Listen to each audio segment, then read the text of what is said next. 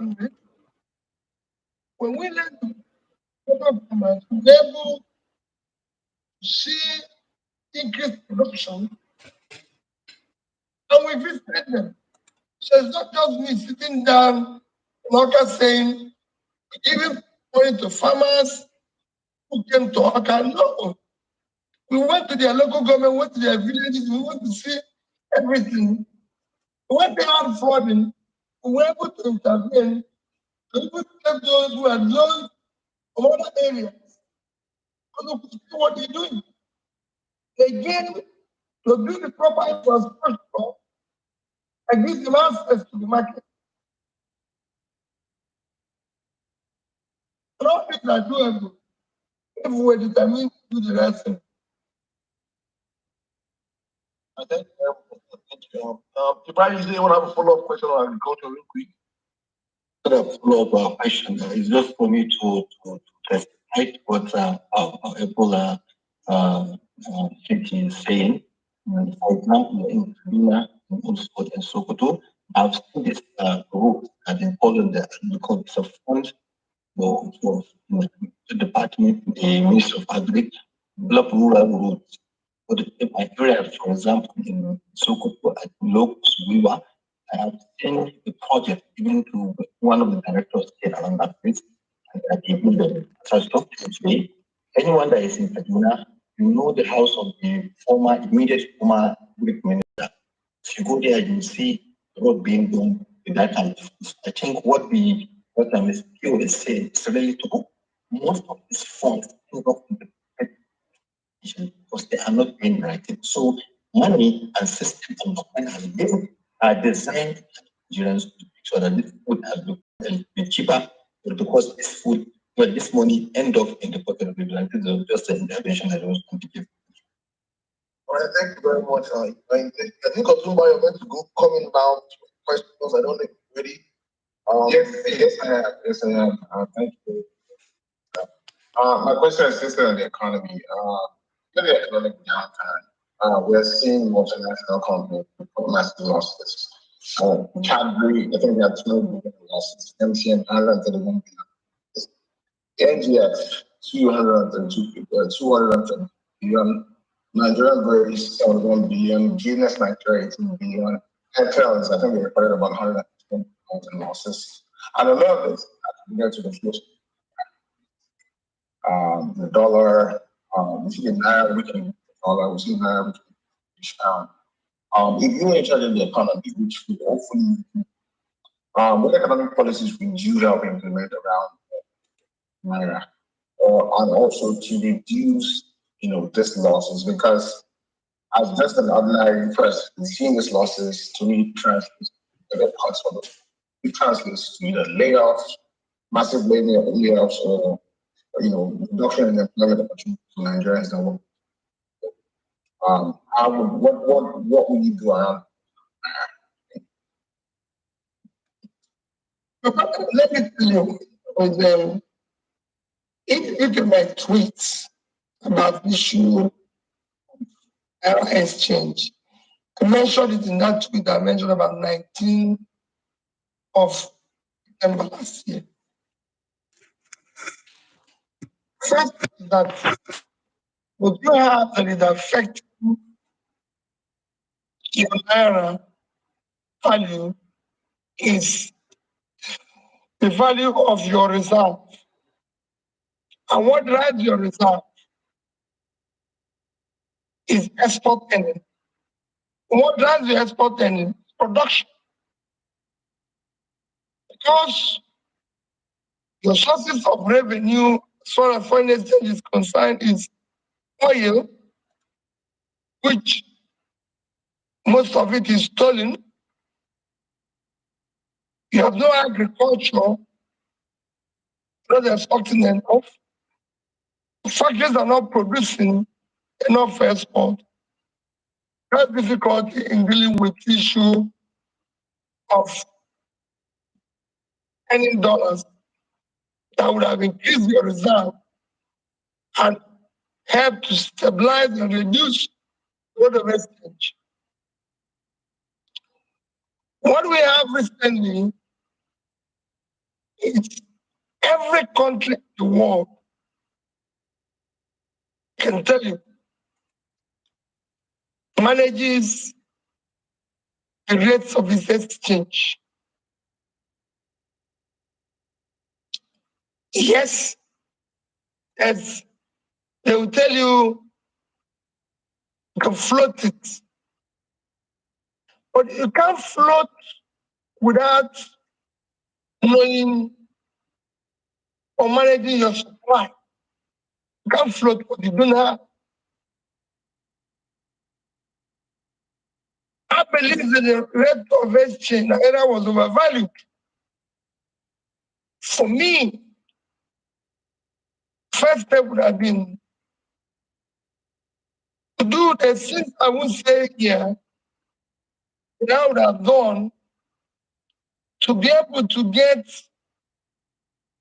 some funding that would have allowed you first devalue the currency because of a value where you have a situation where you have 450 official rate and almost 750 as current market rate, which was allowing us of things. If we had moved from 450 to about 600 or thereabout, and be able to still manage it by getting enough money to meet up existing obligations.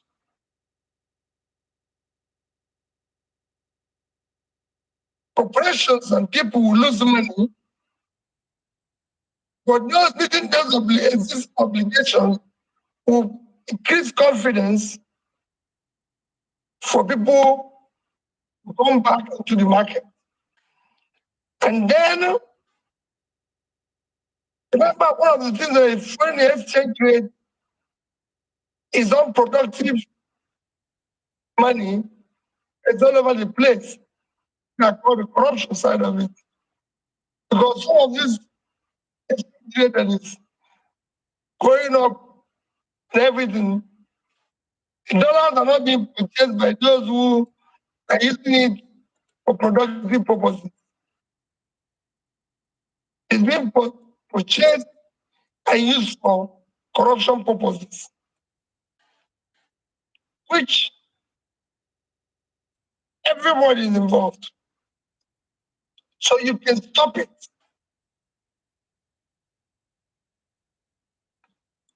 Today, you know, for various political activities,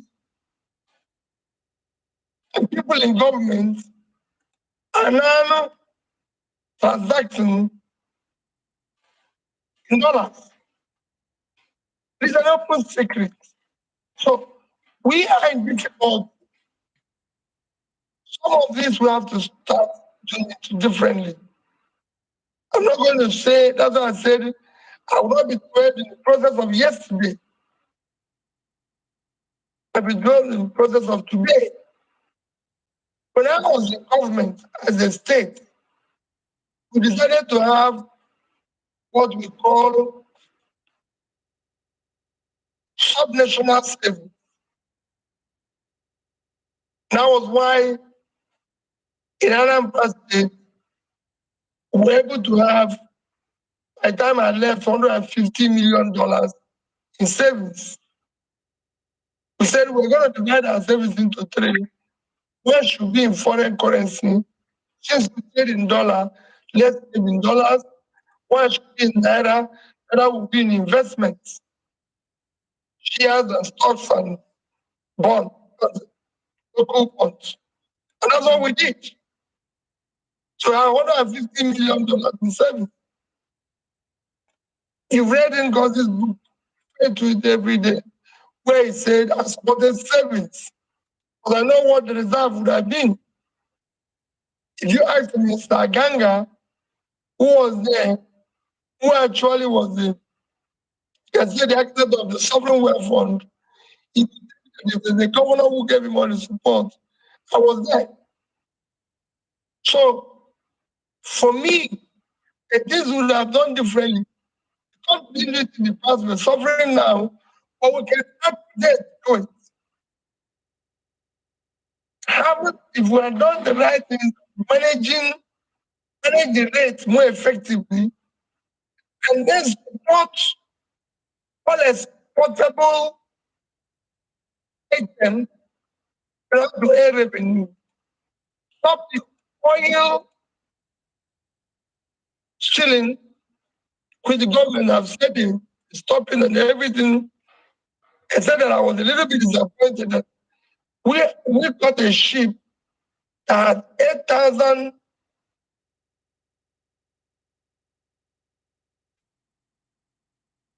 with about 8,000. All we need to do 800,000, not 8,000, 800,000. And they said the next ship was supposed to be operating 800,000, and that ship was supposed to be operating for 12 years. For 12 years. Nobody cared to say if that ship had been operating for 12 years, for 12 years, for 12 years, what has it been doing for 12 years? What has it been for 12 years? It's very important.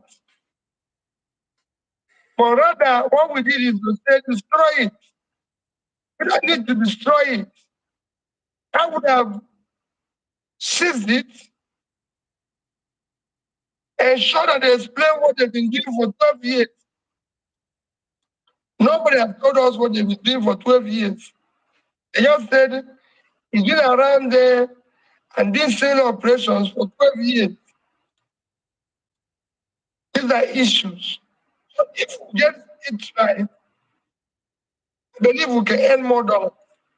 I believe we'll stabilize the currency and everything, and that makes more meaning. Thank you very much, sir. Thank you. All right, I think we'll take. Can I? Okay. That is okay. Before you go on, I just wanted to make a quick quote from what I realized. Basically, you can float the naira. Basically, you can't float the naira when you have not made sufficient moves to take the country from consumption to production. I think that is me what I'm going to put it out there on Twitter for the guys to understand. Get communication. I think I come right now with the questions, please. Go on. Good evening, Your Excellency. My name is N6. I have more than a decade's experience in radio and media. And I want to ask you a question about a huge, intangible, but going to be a big problem that happened after this election. I don't know if you might understand this question, but please give me time.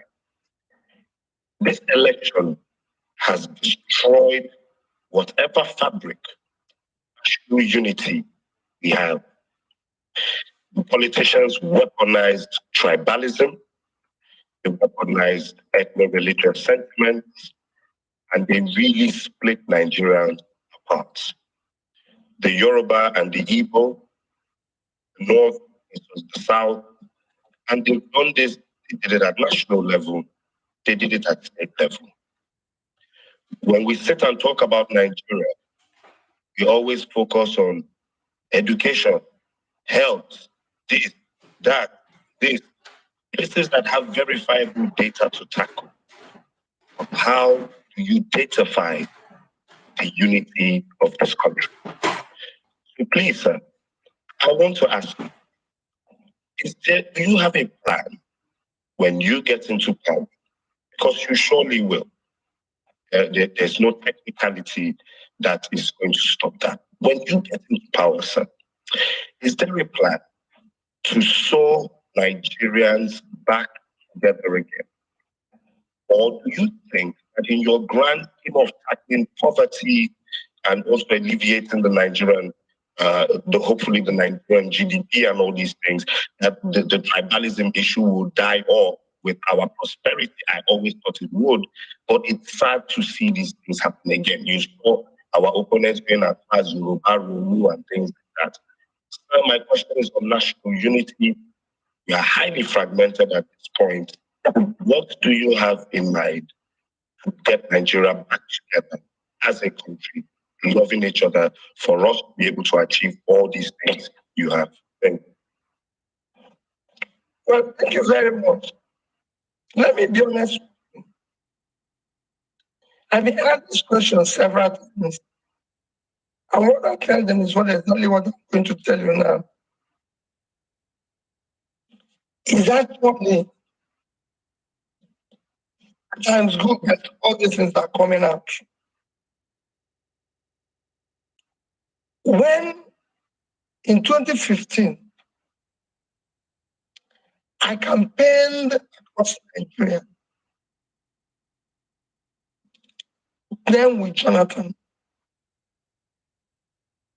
I saw this happen, where Northerners were like, we don't want to hear anything.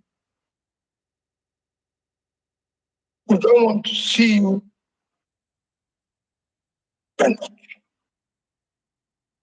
So, and there were so many attractive proposals, campaign promises by Buhari then, and it was voted into office. 8 years after, I did not see, maybe there is, just saying, any reduction in the poverty in the North. I did not see where the North was buying bread cheaper than the South. I did not see where food, like Ibrahim said now, was cheaper in the North than the South. There was no improvement. They were no more secured, resulting, as you would say, is celebrated for that, taking that ethnic stand. Today, we're seeing a similar situation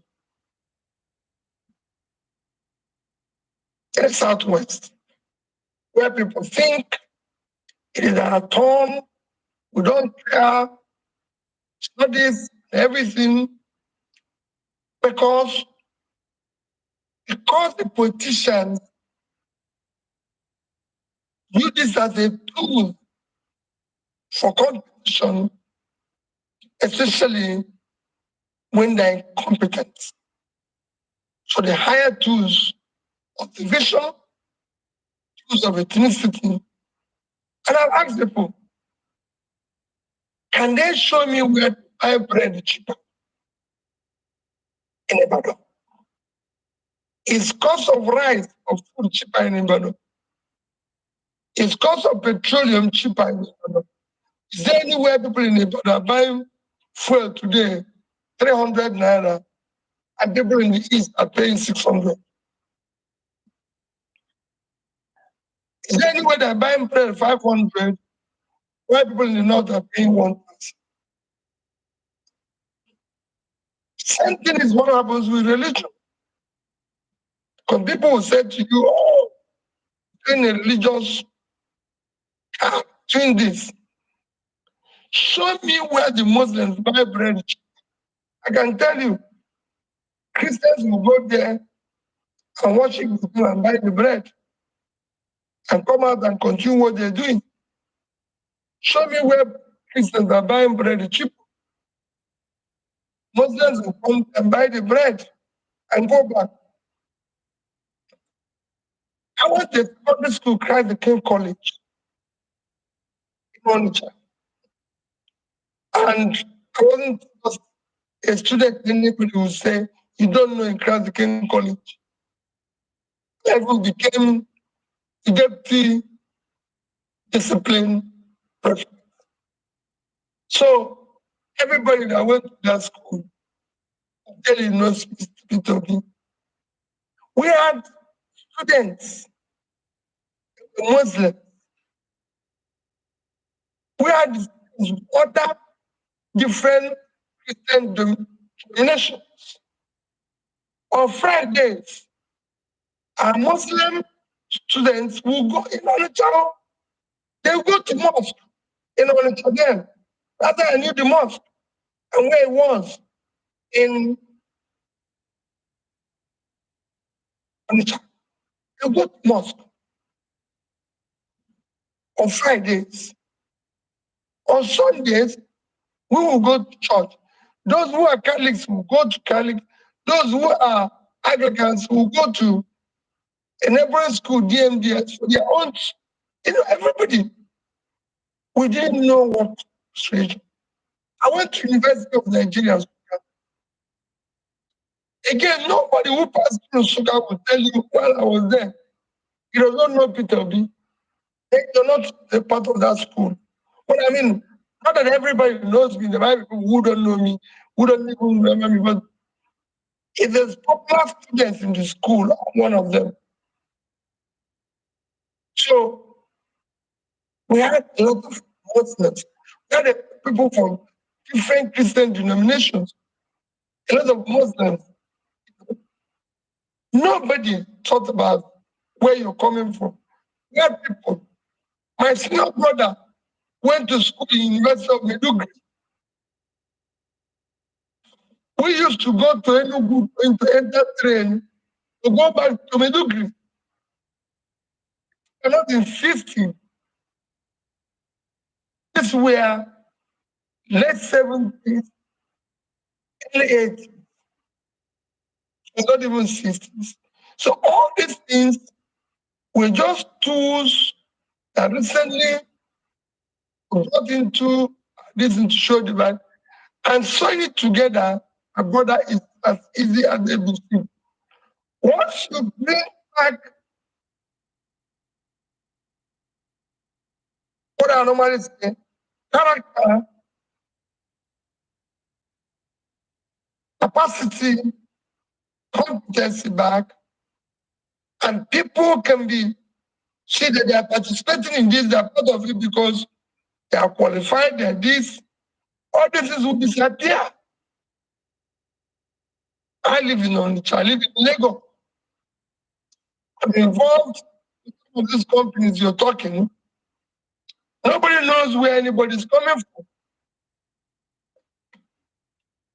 What we're looking for, when we're looking for directors who are competent.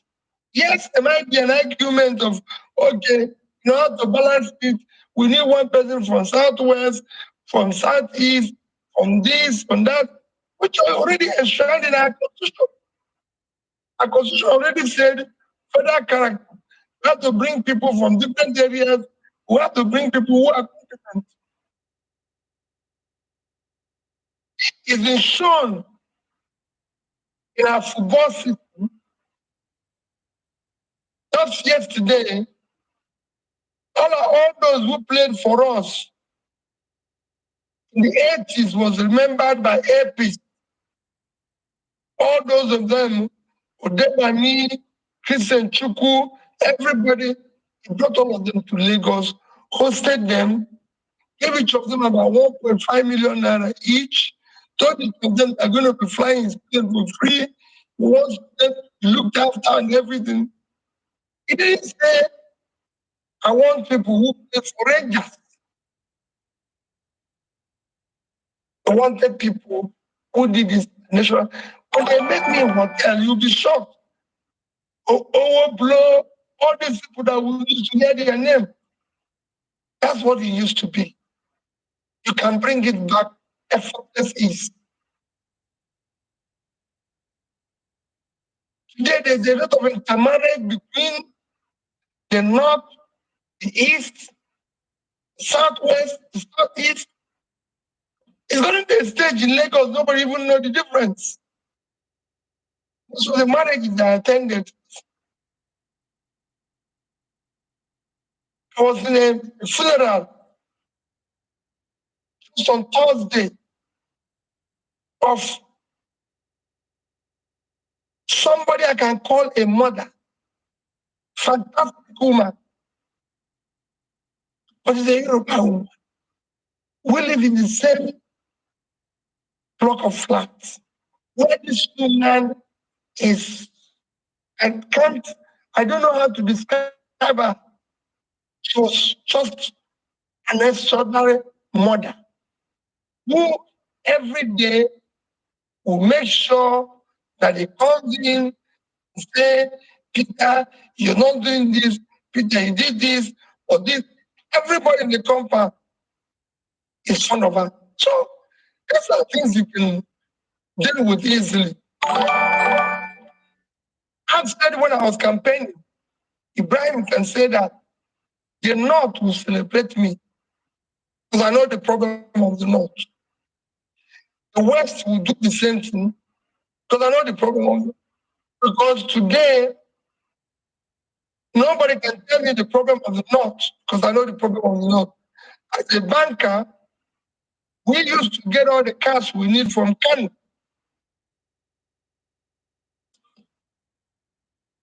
Today, Kano is dead. Industries in Empire 1 is dead. Shadan 1 is dead. Shadan 2 is dead. We used to have cash from Medugri. It's all dead. I know the problems in the East. I know the problems in the West. And that's what we need to deal with. I took time to explain to you the things that brings us together. Sports. Today, there's no more sports in terms of what it used to be. And the time nations are celebrating their hugely big. All the Nigeria is talking about is about Manchester, Man U, Chelsea, where's our local league? Yes, we used to do that before to play even what do you call it again? To all this lottery, what do you call it again? Pool. They do pool with it, but they were still following Rangers.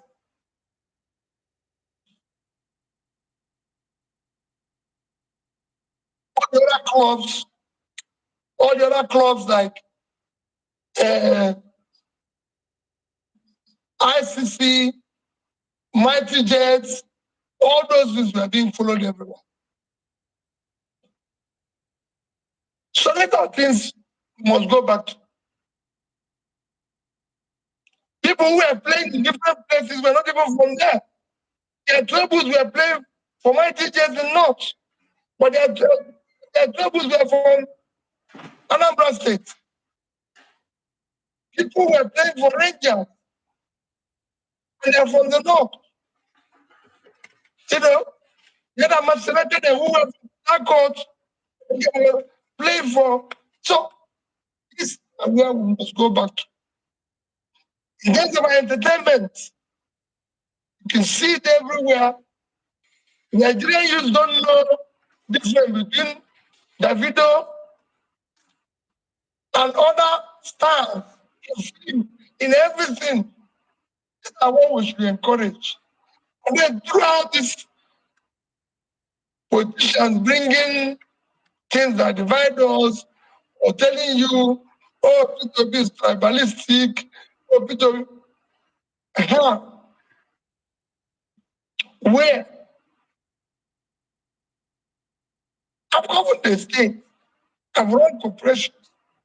I've supported this. I've been, I can tell you, there's a company that is 100% owned by people from the Southwest that I cheered. I didn't even have one share in it.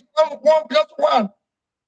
And I was the chairman, and the company was doing well. So we can go back, we can speak together very easily. There's competent people all over Nigeria. Just like all of you are scattered here, there's competent people all over Nigeria that we can work with and be able to show that it is a united country. Thank you very much, sir. God bless you, sir. Thank you very much. Thank you. I think how you went through that. Thank you. All right, I'm bringing David. David has been falling off. Maybe your enemies don't want you to speak to the boss. I am sure as David conquered Goliath, you have conquered them. So please, David, I want you to come in right now and show them that you are also a conqueror. Please help this. Good evening, my brother. Good evening, sir. I'm just going to keep my question very brief. And first of all, I'm going to give some background as to why I'm asking this question. Now, it's been well known that the fuel subsidy regime was unsustainable. It had to go. Preferably should have done as far back as 2012, wasted an extra 10 years, etc., etc. Regardless of what happened on February 25, the fact is, the fuel subsidy was never going to remain in place because the outgoing administration had already not made any budgetary provision for it. Now, that has been used as an argument to state that, well, even if the results that were announced had gone differently, and even if Peter Obi had been announced as president and he had, he was sworn into office on May 29, the economic carnage that we are witnessing would have been the same. It wouldn't have made any difference who was president. Now, I beg to disagree. I believe that the way it was handled, the way the announcement was made in itself, and the way the initial first 2 or 3 weeks of the subsidy removal were handled were directly led to this huge slowdown in economic activity that we are witnessing and this extreme spiking of fuel prices. Now, the question is, if Peter Obi was the one who was, do I think a transition from subsidy to no subsidy regime, what would Peter Obi have done different in such a way that the extremely negative effects that it has had on businesses, on people's ability to even travel to work, all sorts of things like that. What difference would Peter Obi's handling of the situation have made?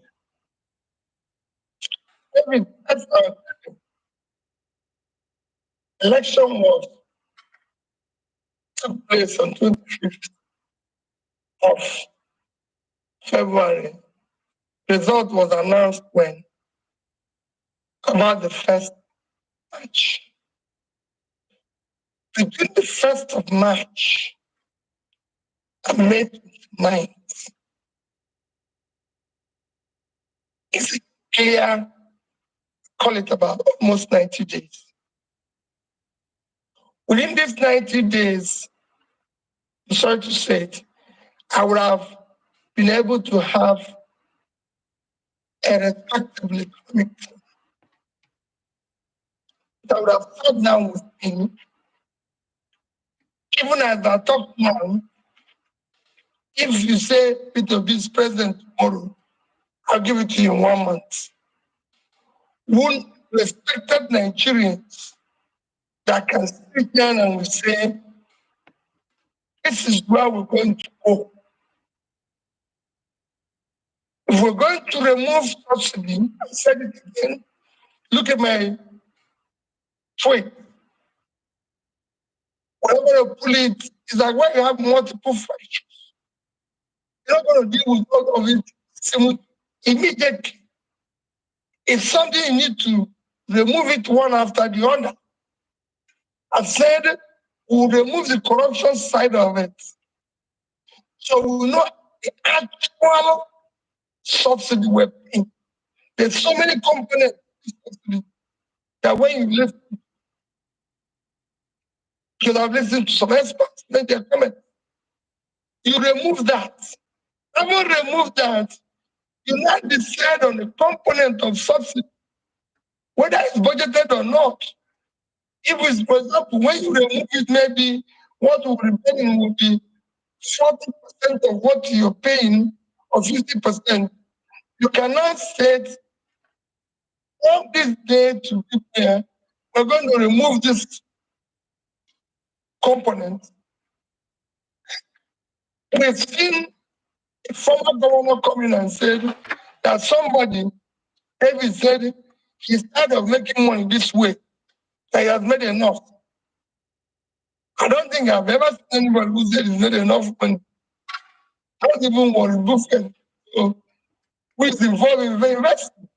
So for someone to say that shows you what is happening there. So I would have done all that. And I've said we would have also seen what is happening with the issue of the refinery. It's not the one of government.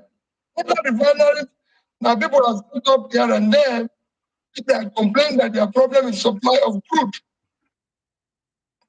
Another thing, there's a combination of simultaneous you need to do a number of things that would have helped to manage it better and everything. It's a combination of things you would have discussed with people in all the stakeholders that would have made it better. It would still be painful. It's just like what I said before, that there's a difference between giving you some form of anesthesia before pulling out the truth and just doing it without anything. There must be a thinking through. It's an economic decision. It's not going to be easy. If it had returned school to the original owners in Anambra State, there were issues with it. People were on strike. The schools were on strike for months. But before we returned it, we made sure that we went through all the beginning to the end to mitigate the problems. For example, saying that all teachers that are employed must be paid by government. They must be paid by government. And the churches and this thing can no longer run to the resources. There's so many things we put in place that we will continue to do the capital projects, we'll continue to do this, but they will take care of the administration and management, or will support them. I can tell you, I don't know what has changed. At the time I was governor, no state in the north, no state in the east, no state in the west can compare their secondary schools or primary schools now. We were the only people where their secondary schools that have computers, buses, this, everything. Go to those schools today. Infrastructures were rebuilt. We don't own them. Private schools in Anambra State were supplied computers. Private schools in this, so we thought it true. As a governor, I decided that every person, old person in Anambra State, from the about 200 communities who is above 25 years and have no needs or does not have any form of pension, the government will pay the person 5,000. You can go and verify what I'm telling you now.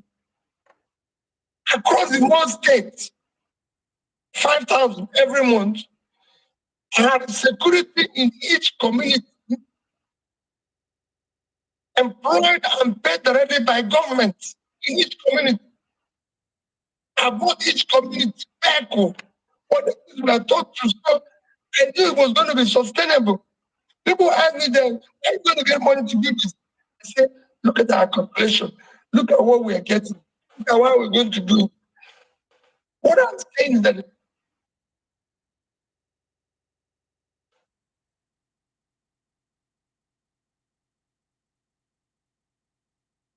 this office as the president of Nigeria, because things have changed since the February 25th election, and I'm sure people would like to know how you're gonna, get things rolling as soon as you become the president.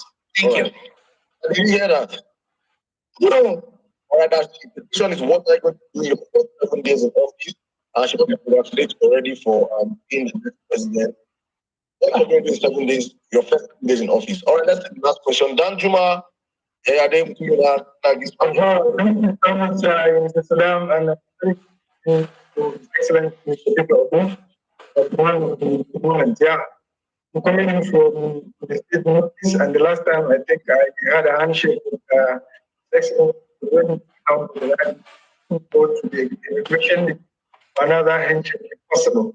Now, my question rather is, I think, against the background. I'm not hearing again. I'm going to ask the question. Don't go, please. Oh, all right. So against the background of the way we go in, especially the industry of the mining trade, now it has affected everyone and landed us into where we are right now.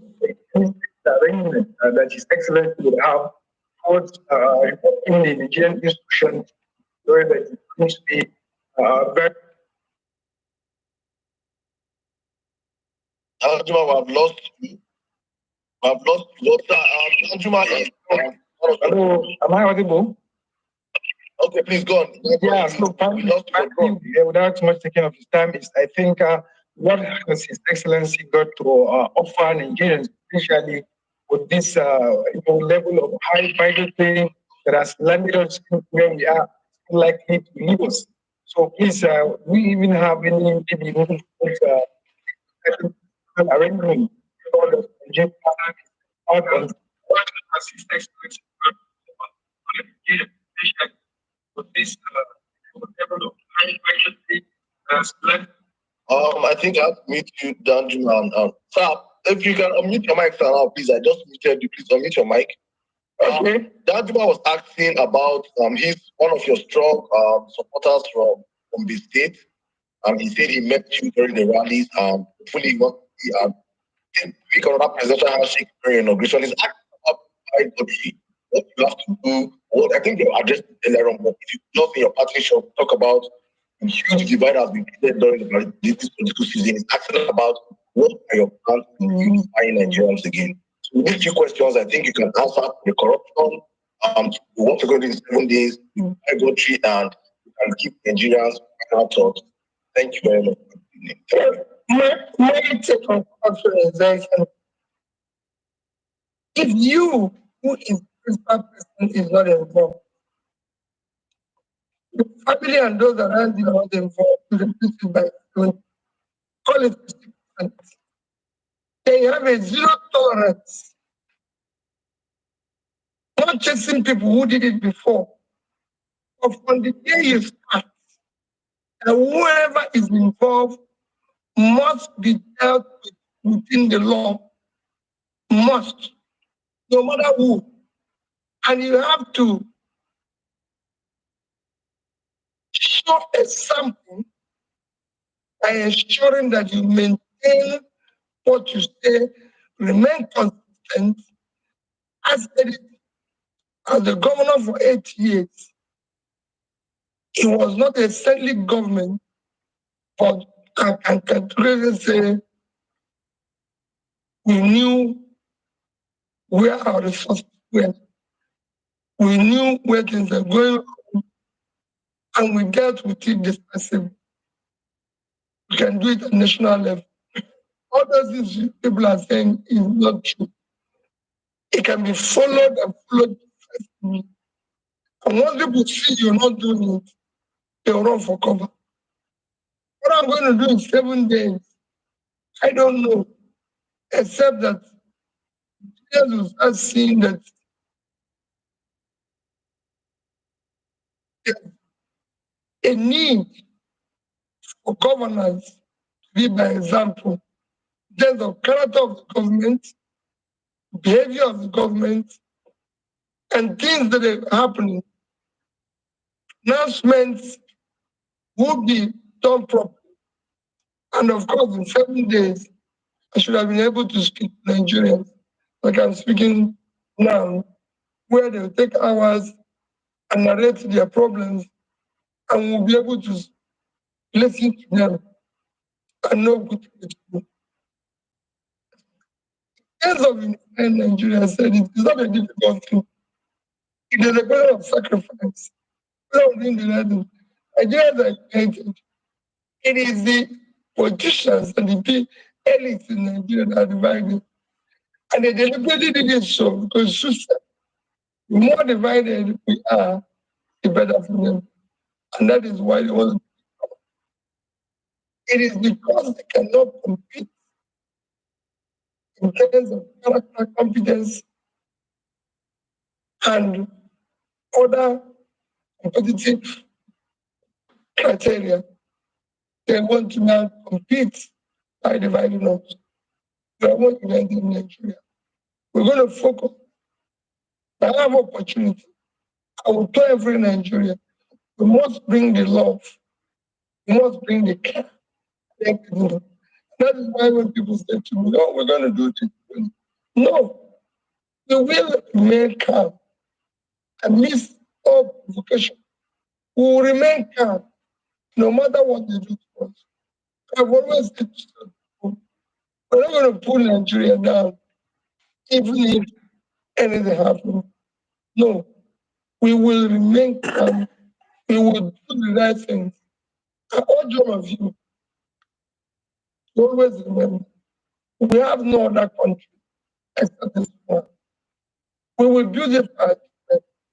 We're not going to build it by tearing down. We're not going to build it by rioting. We're not going to do it by calling people bad names. We're not going to do it by encourage each of them. Where they show you hatred, show them love. Where they go scandalize your name, please give them good name. Always remain a reference. Remain exemplary. People have told me all sorts of things.